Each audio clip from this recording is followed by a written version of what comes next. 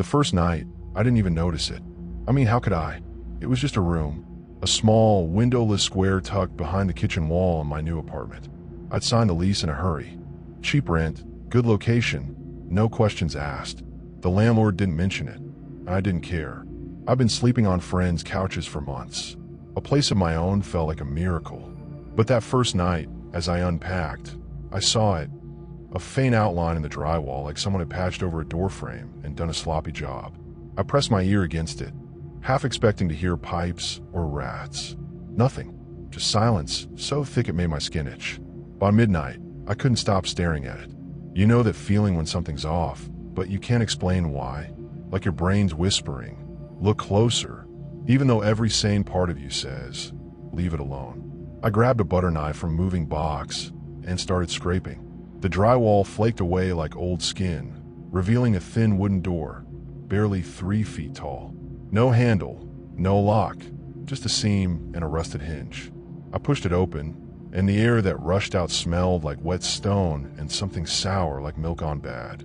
Inside was a room, maybe 6 feet by 6 feet, with walls of cracked concrete and a single bare bulb dangling from the ceiling. No switch. It was already on. I should have walked away right then. But have you ever stood at the edge of something strange and felt it pull you in? Like it's daring you to blink first? I crawled through. The bulb flickered, casting shadows that didn't match my shape, like they belonged to someone else. The floor was cold, and when I stood up, I saw it. A spiral scratched into the far wall, about the size of my hand. It wasn't deep, just shallow grooves, but the way the light hit it made it look alive, like it was spinning slow and steady. I told myself it was nothing. Old tenant graffiti, but my chest tightened, and I couldn't shake the feeling I wasn't alone. That night, I slept with the lights on. I kept hearing this faint hum, like a fridge running, but softer, almost human. It was coming from behind the kitchen wall. I told myself it was the building settling. Old pipes, bad wiring, whatever. By morning, I'd almost convinced myself it was all in my head. Almost. Night 2, I went back. Don't ask me why. I don't have a good answer. Maybe it was the way the spiral stuck in my mind, like a song you can't unhear. This time, I brought my phone to take pictures. The room looked the same. Empty, damp, that sour smell stronger now. I snapped a photo of the spiral, but when I checked it, the screen showed static. Not blurry, not dark, just gray fuzz like the camera couldn't process it. I took another. Same thing. My hands were shaking, but I kept going, snapping shot after shot. Every single one was static, except the last. That one showed the spiral perfectly, but behind it, in the corner of the frame, was a shadow. Tall, thin, no face. I hadn't seen it when I was in there. I spun around, heart hammering. Nothing, just me and the bulb and that damn spiral. I didn't sleep that night. The hum was louder, and now it had a rhythm, like breathing, slow and deep. I sat on my couch, staring at the kitchen wall, waiting for something to happen. Around 3 a.m., my phone buzzed. A notification from my Photos app. New memory available. I opened it, and there was the picture of the spiral, the one with the shadow. Only now, the shadow was closer. Its edges sharper, like it was turning toward me. I deleted it, turned off my phone, and told myself I was losing it. Stress, exhaustion, whatever. But deep down, I knew better. Night 3, I heard the voice. I'd sealed the door with duct tape that afternoon, promising myself I'd call the landlord in the morning. But at midnight, it came, soft, muffled, like someone whispering through a pillow. "You saw me," it said, over and over. "You saw me." It wasn't coming from the room. It was in my head, echoing behind my eyes. I tore the tape off and crawled back in, shouting into the dark. "Who are you? What do you want?" The bulb flared bright, then dimmed. The spiral was bigger now, twice its size, the grooves deeper like something had clawed it wider. And beneath it, scratched in tiny, jagged letters, were 2 words. "Keep looking." What would you do? Walk away? Call for help? I couldn't. It felt personal now, like this thing, whatever it was, knew me. Night 4, I brought a notebook. I sketched the spiral, traced every curve, trying to understand it. The hum was constant now, a low drone that made my teeth ache. I started noticing things. The bulb never burned out, even though it flickered like it was dying. The air got colder the longer I stayed. but my breath never fogged. And the shadow, it wasn't in the room anymore, but I'd catch it in reflections. The edge of my phone screen, the blade of a knife, always closer, always watching. By night 5, I stopped leaving the room. I'd sit there for hours, staring at the spiral as it grew. It was up to my waist now, the concrete crumbling around it. The voice was clearer, sharper. You're almost there. I didn't eat, didn't sleep. My phone died, and I didn't care. All I could think about was the spiral and what it wanted me to see. Have you ever felt something take root in your mind? Something you can't pull out, no matter how hard you try? Night 6, I understood. The spiral wasn't a drawing. It was a map, and I was already inside it. Night 6 didn't end. I don't mean I stayed awake. I mean time stopped making sense. I've been sitting in that room, staring at the spiral, when I realized it wasn't just growing anymore. It was moving. Not fast, not obvious, but if I blinked or looked away, it shifted like it was breathing with me. The concrete around it flaked away, revealing more of the wall. And that's when I saw the pattern. The spiral wasn't random. It looped in on itself, tighter and tighter, like a fingerprint pressed into stone. And at its center, barely visible unless you squinted, was a tiny, perfect circle. A hole. I pressed my finger against it, and the hum, the one that had been drilling into my skull for days, stopped. Silence. Complete, suffocating silence. Then the bulb went out. For the first time since I found the room, it was dark. I couldn't see my hands, couldn't hear my own breathing, but I felt it, a shift, like the air was folding around me. When the light flickered back on, the spiral was gone. The wall was blank, smooth, like it had never been touched.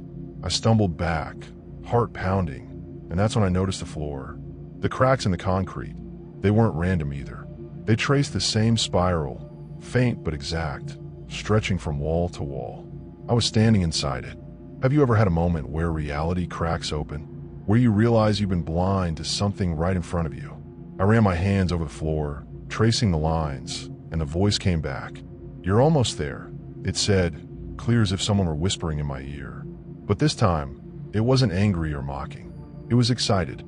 I grabbed my notebook from the corner. My sketches of the spiral were still there, but the pages were warped, like they'd been soaked and dried 100 times. The ink had bled into new shapes.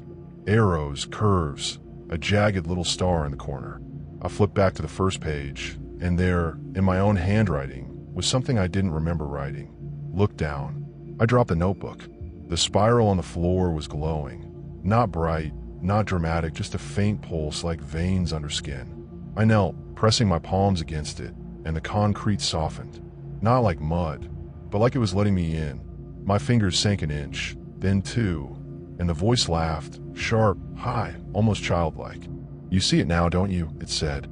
I pulled back, but the floor clung to me, sticky and warm, and for a split second, I swear I saw something move beneath it. A shadow, long and thin, sliding through the cracks like oil.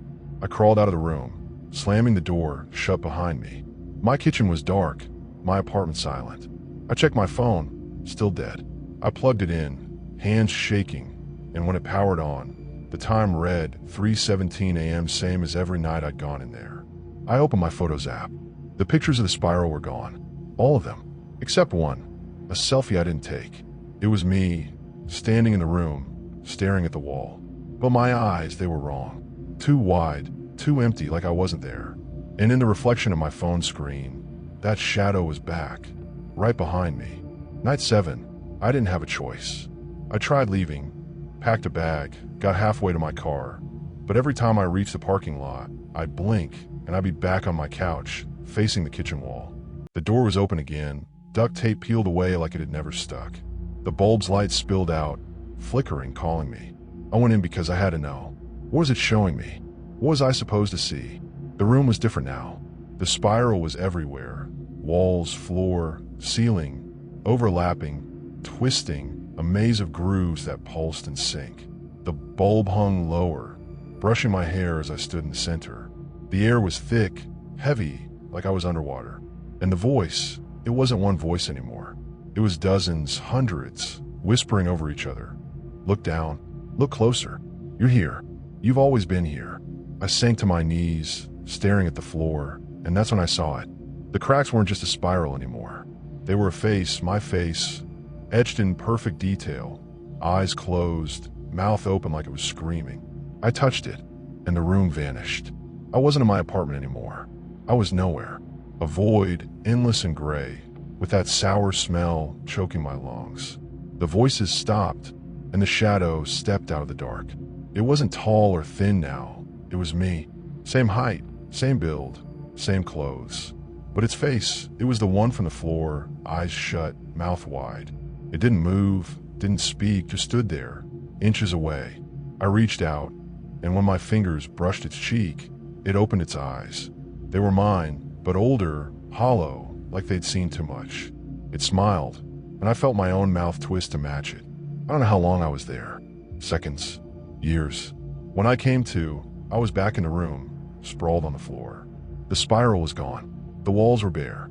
The bulb was off, and the door was sealed. Not with tape, but with concrete, like it had never been opened. I stumbled to my bathroom, splashing water on my face, and froze. My reflection, it wasn't right. My eyes were too wide, my smile too sharp. I looked hungry. That was a week ago. I haven't gone near the kitchen since. But last night, I heard it again, the hum, faint but growing. It's not coming from the wall anymore. It's coming from me.